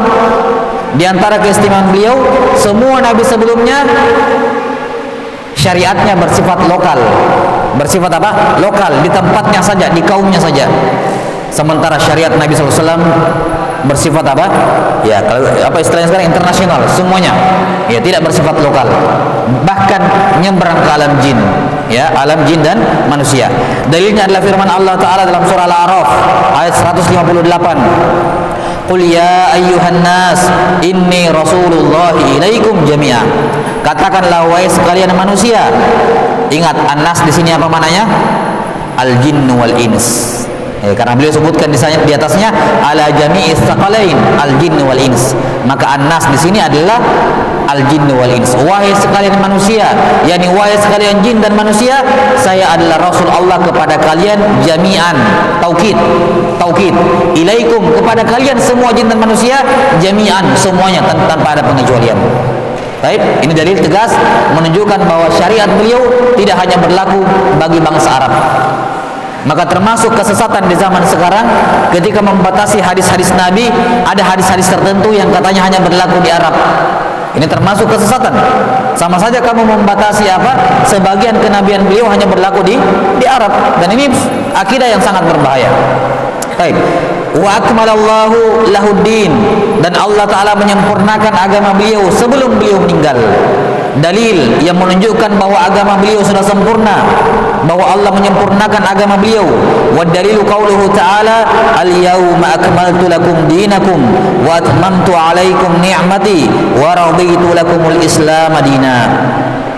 Wa dalilu ala mautihi sallallahu alaihi wasallam qauluhu ta'ala. Ini kayaknya ada yang berbeda. Saya ingat ada pertanyaan di situ. Hah? Hal huwa mata atau enggak ada? Berarti di risalah Talqin Ushul Aqidah lil Amma berarti. Abbas. Baik. Dalil yang menunjukkan bahwa beliau meninggal. Beliau bukan manusia abadi, beliau meninggal. Wa dalilu ala mautihi sallallahu alaihi wasallam qauluhu ta'ala innaka mayyitun wa innahum mayyitun thumma innakum yaumal qiyamati 'inda rabbikum takhtasimun. Sesungguhnya engkau wahai Muhammad adalah mayit. Apa makna mayit di sini? Apa makna mayit? Sampai mengingat pembahasan jenazah kemarin. Apa makna mayit? Ditasydid iya-nya, mayit. yakni may yaqbalu al-maut, yakni yang bisa menerima kematian, yang memungkinkan mati. Kalau disukun ya-nya maitun, maka itu yang sudah mati. Jadi kalau orang jenazah dikatakan mait, tidak dikatakan mayit, tapi dikatakan mait. Ya. Kalau manusia, kita sekarang, saya masih hidup, saya dikatakan mayit. Yani saya bisa menerima yang namanya apa? Kematian. Kematian bisa datang. Jadi kalimat ini, innaka mayyitun, ini padahal Nabi Muhammad masih hidup. Allah mengatakan kepada Nabi Muhammad, wahai Muhammad, kamu mayit. Wahai Muhammad, kamu mayit. Apa maksudnya kamu mayit? Kamu memungkinkan meninggal, kamu bisa meninggal, kamu bisa menerima yang namanya kematian. Baik, wa innahum mayyitun, sebagaimana manusia yang lain juga mayit. Yakni semua manusia memungkinkan mati dan pasti akan mati. Ya. Maka ini dalil yang menunjukkan bahwa beliau mati, beliau meninggal sallallahu alaihi wasallam. Wan nasu idza matu yub'atsun. Manusia kalau meninggal akan dibangkitkan. Dalilnya wad dalilu qauluhu ta'ala. Dalil yang menunjukkan bahwa manusia akan dibangkitkan kalau mereka mati. Firman Allah dalam surah Thaha ayat 55. Minha khalaqnakum wa fiha nu'idukum wa minha nukhrijukum taratan ukhra. Dari tanah kami menciptakan kalian, kepada tanah kami menguburkan kalian, mengembalikan kalian, dan dari tanah kami akan membangkitkan, mengeluarkan kalian untuk kali yang kedua. Wa qauluhu ta'ala wallahu ambatakum minal ardi nabata thumma yu'idukum fiha wa yukhrijukum ikhraja. Dalam surah Nuh ayat 18, Allah yang menciptakan kalian dari tanah kemudian dikembalikan ke dalam tanah, wa yukhrijukum ikhraja, dan betul-betul akan dikeluarkan nanti pada hari kiamat. Ikhraja di sini adalah maf'ul mutlak yang tujuannya untuk mentaukid, wa yukhrijukum ikhraja, betul-betul dikeluarkan. Ya. Wa ba'dal ba'tsi muhasabuna mujzi'una bi a'malihim. Setelah mereka dibangkitkan, dan kebangkitan ini akan bangkitnya manusia yang meninggal pada hari kiamat, ini adalah satu dari 3 perkara yang disepakati oleh semua agama samawiyah. Semua agama samawi, Yahudi, Nasrani, Islam, yakni Yahudi Nasrani yang asalnya masih belum berubah, sepakat pada 3 perkara. Yang pertama tauhid, yang kedua taat kepada Rasul, dan yang ketiga kebangkitan pada hari kiamat. Ini disebutkan oleh Syekh Abdurrahman bin Nasir As-Sa'idi rahimahullah dalam Al-Qawaidul Hisan, bahwa ini 3 ajaran yang sepakat semua agama samawiyah, semua agama langit sepakat menetapkan 3 perkara ini: tauhid kepada Allah, taat kepada Rasul, dan kebangkitan pada hari kiamat. Dan dalil-dalil akan mungkinnya hari kebangkitan ditetapkan dengan Quran, sunnah, ijma', dalil akal, dalil panca indera. 5 dalilnya. Ini dipaparkan oleh Syekh Ibnu Utsaimin. Silakan merujuk dalam syarah Salatul Usul Syekh Ibnu Utsaimin rahimahullah, beliau sebutkan dalilnya semua, bahwa kebangkitan pada hari kiamat ya itu pasti berdasarkan 5 dalil. Dalil Quran, dalil sunnah, dalil ijma', dalil akal, dalil his, panca indera. Panca indera menyaksikan adanya orang-orang yang sudah mati hidup kembali, bukan mati suri, mati betulan, sebagaimana yang terjadi pada zaman Nabi Musa dan zaman Nabi Isa. Iya, demikian pula yang terjadi pada diri Nabi Khidir alaihi wassalatu wassalam. Kata beliau rahimahullah, wa ba'dal ba'tsi muhasabuna mujziyuna bi a'malihim. Setelah dibangkitkan, mereka semua akan dihisab dan dibalas akan perbuatan mereka. Wa dalilu qauluhu ta'ala, dalil yang menunjukkan bahwa manusia akan dihisab dan diberikan balasan amalan, dalilnya adalah firman Allah dalam surah An-Najm ayat 31, walillahi ma fis samawati wa ma fil ard liyajziyal ladzina asa'u bima 'amilu wa yajziyal ladzina ahsanu bil husna. Hanya milik Allah semua yang di langit dan di bumi, agar dengannya Allah Ta'ala membalas orang yang berbuat buruk dengan keburukan dan membalas orang yang berbuat baik dengan al-husna. Al-husna menurut penafsiran di kalangan ulama yakni al-jannah, dibalas dengan sorga. Kata beliau rahimahullah, wa man kadzdzaba bil ba'tsi kafar. Siapa yang mendustakan hari kebangkitan, mengatakan tidak mungkin orang kita itu akan dibangkitkan, mustahil kita akan bangkit setelah kita mati. Siapa yang mendustakannya, mengingkari kemungkinan terjadinya, maka dia kafir, keluar dari Islam. Bahkan dia ragu-ragu saja kafir. Nggak tahu ya, mungkin dibangkitkan, mungkin juga tidak. Bisa jadi iya, bisa jadi tidak. Kafir, keluar dari Islam. Nggak boleh ragu-ragu dalam perkara ini. Jelas? Bukan hanya orang yang mendustakan hari kiamat, yang mendustakan kebangkitan yang kafir, tapi juga orang yang ragu-ragu akan hari kebangkitan juga kafir, keluar dari Islam. Wa dalilu qauluhu ta'ala, dalil yang menunjukkan kafirnya orang yang mendustakan hari kebangkitan, firman Allah dalam surah At-Taghabun ayat 7, za'amal ladzina kafaru an lan yub'atsu qul bala wa rabbi latub'atsunna tsumma latunabba'unna bima 'amiltum wa dzalika 'ala Allahi yasir. Orang-orang kafir mengira mereka tidak akan dibangkitkan. Ya, sebelum disebutkan pelanggarannya sudah divonis duluan. Za'amal ladzina kafaru. Orang kafir ini berpikir, jadi belum disebutkan kesalahannya sudah dihukumi kafir. Apa kesalahannya? Alla yub'atsu. Mereka mengatakan, meyakini tidak akan dibangkitkan. Maka Allah menghukumi mereka sebagai orang-orang yang kafir. Katakan wahai Muhammad, demi Tuhanmu, demi Tuhanku, ya, aku bersumpah demi Tuhanku, kalian betul-betul akan dibangkitkan dan kalian betul-betul akan dikabarkan mengenai semua perbuatan kalian di dunia. Wa dzalika 'ala Allah yasir. Dan itu sangat mudah bagi Allah Subhanahu wa taala. Wa arsalallahu jami'ar rusuli mubasysyirina wa mundzirin. Dan Allah Subhanahu wa taala mengutus semua rasul sebagai pemberi peringatan dan pemberi kabar gembira. Wadalilu qauluhu ta'ala, dalil yang menunjukkan bahwa semua rasul tugasnya memberikan kabar gembira dan peringatan. Firman Allah, rusulan mubasysyirina wa mundzirin li'alla yakuna lin-nasi 'ala Allahi hujjatun ba'da rusul. Itulah rasul-rasul, ya, pemberi peringatan dan pemberi kabar gembira dan pemberi peringatan, agar manusia sudah tidak punya alasan lagi di sisi Allah Ta'ala ketika terutusnya para rasul. Wa awwaluhum Nuhun wa akhiruhum Muhammadun alaihi wassalatu wassalam wa huwa khatamun nabiyyin la nabiyya ba'dah. Rasul yang pertama adalah Nuh, dan yang terakhir, rasul yang terakhir adalah Muhammad alaihi wassalatu wassalam. Nah, adapun Nuh, rasul yang pertama, ya, disebutkan dalam hadis tentang syafaat. Dikatakan oleh Nabi Adam, itu Nuha fa innahu awwal rasulin ba'athahullah. Ketika Nabi Adam mengatakan nafsi nafsi, saya tidak bisa kasih syafaat kepada kalian. Kalian datangi saja Nabi Nuh. Dia adalah rasul pertama yang Allah utus di muka bumi ini. Maka Nuh adalah rasul pertama, sementara Adam adalah nabi yang pertama. Adam bukan rasul, dia seorang nabi. Ya, Nabi SAW ditanya, ya, Adam, hal nabiyunhu, anabiyunhu, qala na'am nabiyun mukallam. Nabi SAW pernah ditanya, wahai Rasulullah, Adam itu seorang nabi atau bukan? Kata beliau, iya, seorang nabi dan dia bicara langsung oleh Allah Ta'ala. Maka nabi yang pertama adalah Adam, tapi rasul yang pertama adalah siapa? Adalah Nuh alaihissalatu wassalam. Iya.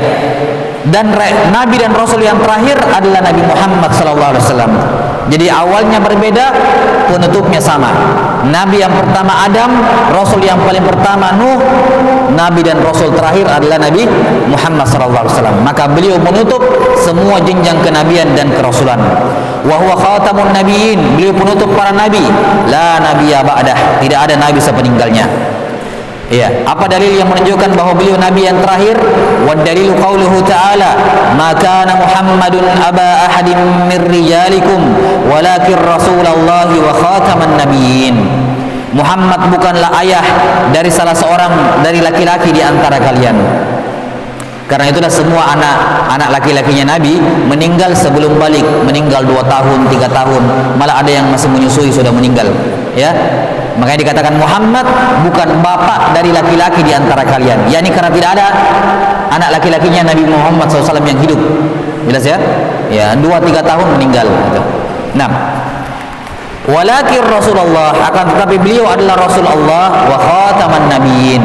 Beliau penutup para nabi. Orang kalau mau jadi rasul itu harus melewati jenjang nabi dulu. Tidak ada tiba-tiba manusia langsung jadi rasul. Tidak ada.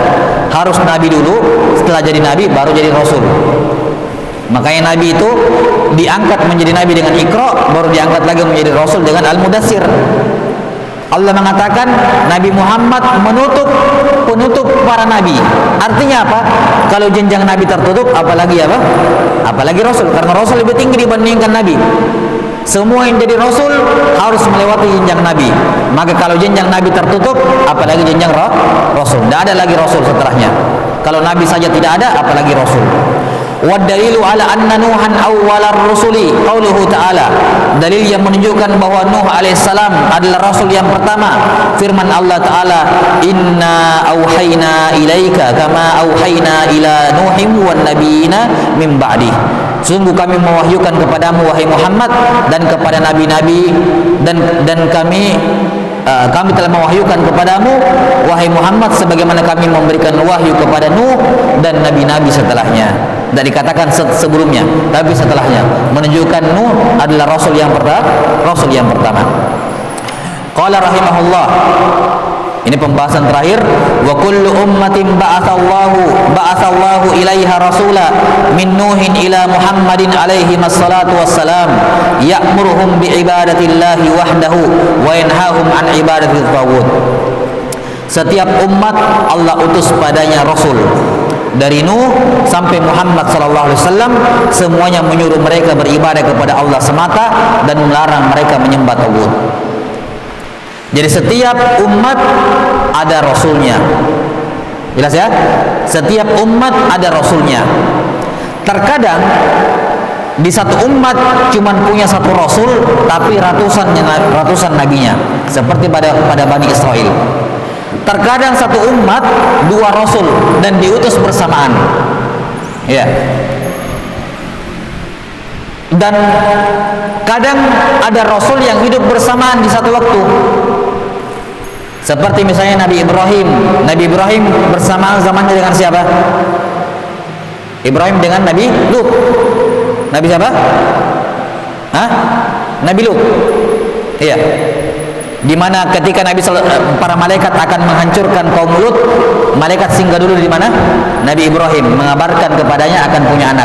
Berarti ini beda kampung, tapi rasulnya hidup bersamaan. Masing-masing taat kepada rasulnya masing-masing. Umatnya Nabi Ibrahim tidak wajib taat kepada Nabi Lut. Umatnya Nabi Lut tidak berdosa melanggar perintahnya Nabi Ibrahim, karena sifatnya eksklusif kenabiannya. Jelas ya? Kadang di satu rasul Allah utus rasul, kadang di satu umat langsung ada dua rasul bersamaan. Seperti pada Bani Israel, ada Nabi Musa, Nabi Harun, dua-duanya nabi dan dua-duanya rasul.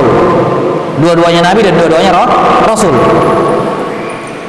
Di umat terkadang ada umat yang cuma punya satu rasul, tapi nabinya banyak.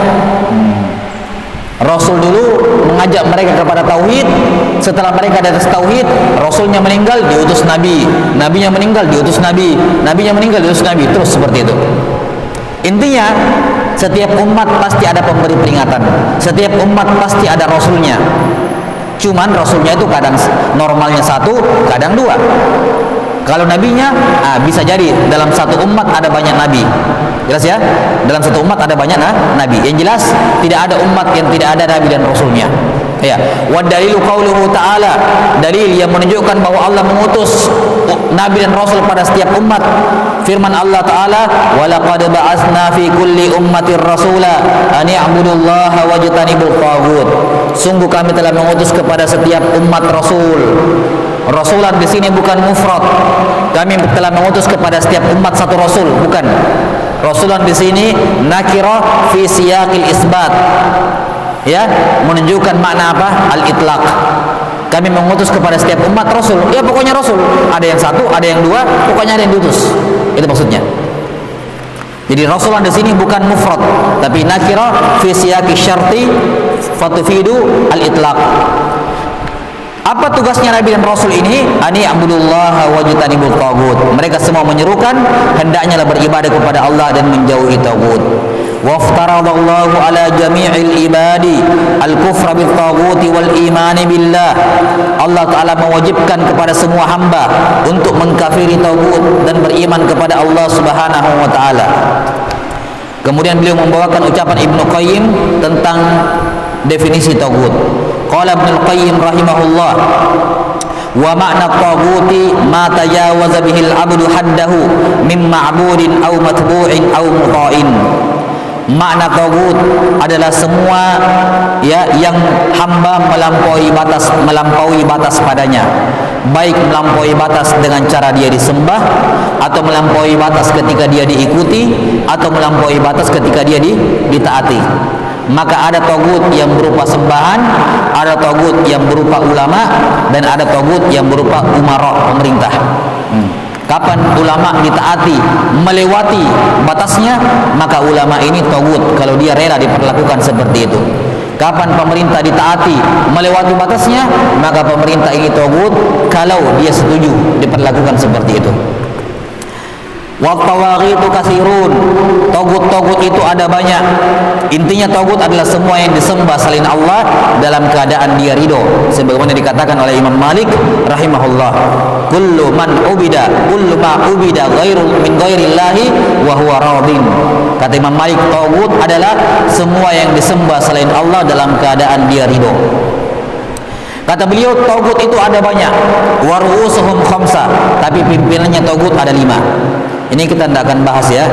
Beliau punya risalah khusus tentang masalah ini, judulnya At-Taghut, Risalah fit Taghut wa Ru'us Anwa'ihi. Ada risalah khusus Syekh Muhammad bin Wahab khusus berbicara tentang taghut ini. Maka kita tidak bahas di sini. Mungkin akan dibahas di risalah-risalah di kajian-kajian berikutnya. Ringkas cuma 1 lembar paling beliau bahas khusus tentang taghut. Iya. Cuman ya pembahasannya harus diajarkan dengan benar ya, tidak bisa dibaca-baca begitu saja karena bisa menimbulkan kesalahpahaman. Ya. Kata beliau, taghut itu ada banyak, pimpinannya 5. Yang pertama, iblisu la'anahullah. Yang kedua, man ubida wa huwa radin, orang yang disembah dalam keadaan dia ridho. Yang ketiga, wa man idda'a syai'an min ilmil ghaib, orang yang mengklaim mengaku tahu perkara ghaib. Yang keempat, wa man da'an nasa ila ibadati nafsi, mengajak orang supaya menyembah dirinya, tabarruk dengan dirinya, ya. Dan yang kelima, wa man hakama bi ghairi ma anzalallah, yang berhukum dengan selain hukum Allah taala. Ini 5 pimpinan taghut. Wa dalilu qauluhu ta'ala, dalil yang menunjukkan wajibnya mengkafiri taghut dan beriman kepada Allah, dalilnya adalah firman Allah dalam surat Al-Baqarah, la ikraha fid din qad tabayyana ar-rusydu minal ghayy faman yakfur bil taghuti wa yu'min billah faqad istamsaka bil urwatil wuthqa la infisama laha wallahu samiun alim. Tiada paksaan dalam agama, sungguh telah nampak petunjuk dari kesesatan. Siapa yang kafir kepada taghut dan beriman kepada Allah, maka sungguh dia telah berpegang dengan tali agama yang kuat, laum fisamalah, yang talinya tidak akan terputus. Para ulama menafsirkan yang dimaksud dengan al-urwatul wusqa adalah la ilaha illallah. Penafsiran al-urwatul wusqa adalah la ilaha illallah. Maka siapa yang mengkafiri taghut dan beriman kepada Allah, maka dia telah berpegang pada kalimat la ilaha illallah. Dan ini menunjukkan wajibnya hal tersebut. Wallahu samiun alim. Kata beliau, wa hadha huwa makna la ilaha illallah. Inilah maknanya la ilaha illallah, yakni al-urwatul wusqa itu adalah makna dari la ilaha illallah, yaitu beriman kepada Allah dan mengkafiri taghut. Wa fil hadithi ra'sul amri islamu wa amuduhu shalah wa dirwatu sanamihil jihadu fi sabilillah. Dalam hadis disebutkan kepalanya semua urusan adalah Islam, tiangnya adalah salat, dan ujungnya adalah jihad. Perkara yang paling tinggi adalah jihad di jalan Allah Subhanahu wa taala. Wallahu alam wa sallallahu ala Muhammadin wa alihi wa sahbihi wasallam. Alhamdulillah, ini selesai penjelasan ringkas berkenaan dengan risalah Salahatul Usul. Mudah-mudahan apa yang kita dapatkan dari penjelasan yang ringkas ini bisa menambah pengetahuan kita terhadap ajaran agama kita, dan semoga Allah Subhanahu wa taala memberikan keberkahan terhadap apa-apa yang kita pelajari. Nasallallahu ta'ala yu'allimana mimma yanfa'una wa ay yanfa'ana bima 'allamana innahu waliyyu dzalika wal qadiru alaih. Subhanakallahumma wa bihamdik asyhadu an la ilaha illa anta astaghfiruka wa atubu ilaik. Wa sallallahu ala sayyidina Muhammadin wa ala alihi wa sahbihi wasallam. Assalamualaikum warahmatullahi wabarakatuh.